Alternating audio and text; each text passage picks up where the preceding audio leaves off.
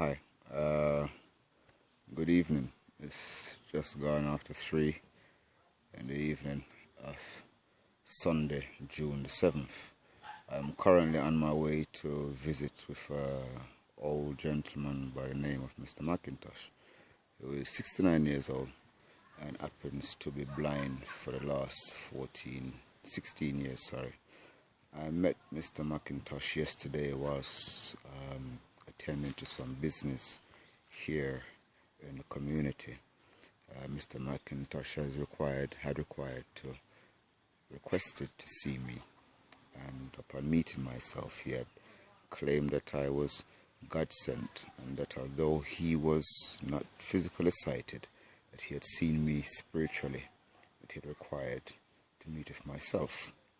So upon going to meet with Mr. McIntosh, I learned from Mr. McIntosh that he had been blind since 2004.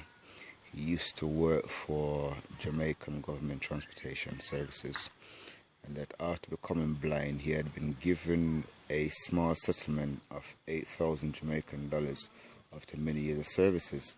Now, Mr. McIntosh informed me that he is now seeking to sue the Jamaican government for lack of assistance or aid or recognition of disabilities needs, and therefore catering for or needs of.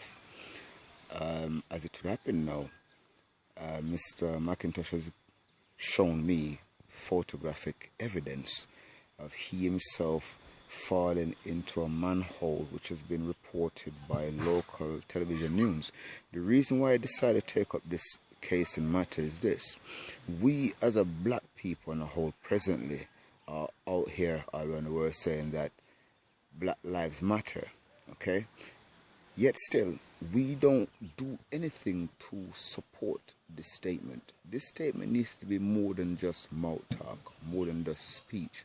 We need to demonstrate this by physically supporting effective, positive change in some of these black lives. Those who are vulnerable, those who are poor, those who are young, those who are sickly, those who are elderly, those who have suffered all manner, kinds and types of injustices, require the assistance of those of us who are better able to aid them.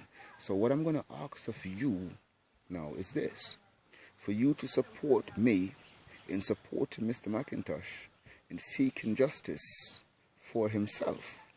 At 69 years old, it is simply unacceptable that he is completely blind, unassisted, unaided, and having to fight government for what should legally, humanly be his right. So we're going to try and fight this case. Now, Mr. McIntosh has already contacted national media, as I've said previously. He has a follow-up letter. He has contacted a attorney at law, and he has paid a sum of money cash already in fighting this cause. We see, because Black Lives Matter, and I believe that more than just speaking or saying it, I am physically going to invest some of my time, my abilities, intelligence, and cash where I can in assisting Mr. McIntosh in getting justice. So I'm going to introduce you to Mr. McIntosh now, and I'm appealing to you, my brothers and sisters who claim that Black Lives Matter, to support this one black life, that he may seek justice and live out the rest of his days in peace, in comfort, with support. He has big desires, dreams, and ambition to change the law, not just for himself, but for other disabled people. He's one who has traveled far and wide and has much experience, and has told me much about his attempts previously to have his sight fixed. Diabetes and glaucoma have taken it away from him, and I fully understand that. So we are going to try and see what we can do to assist and aid. I'm asking of you to help me to help Mr. McIntosh.